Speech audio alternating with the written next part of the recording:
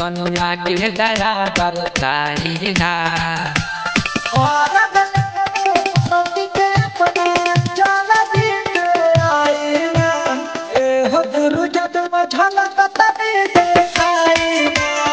और रति के अपने चल बीत आई ना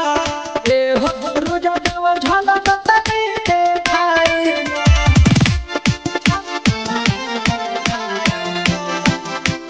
Music by Nanda.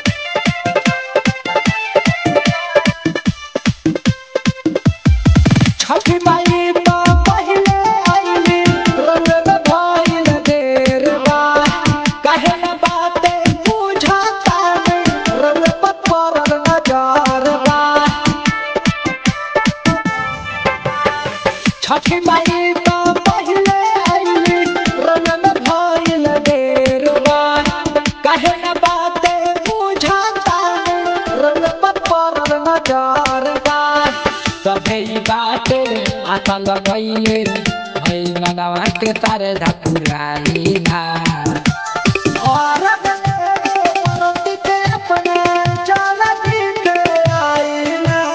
ए हो गुरु जद झलक तभी देखाई ना और रति के अपने चल बीत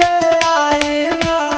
ए हो गुरु जद झलक तभी देखाई ना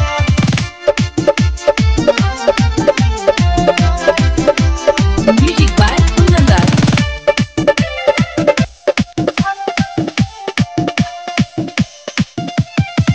सब लोग आइल बाटे दौरा सजाई के लगल बाटे भीड़ भारी देखी तनी आई के सब लोग आइल बाटे दौरा सजाई के लगल बाटे भीड़ भारी देखी तनी आई के किस बेधारती परेला रवि हई भगती के दिया जराई ना और रति के अपने चल बीत आई ना ए हो गुरु जद झलक तभी देखाई ना और रति के अपने चल बीत आई ना ए हो गुरु जद झलक तभी देखाई ना Recording studio Turkalia.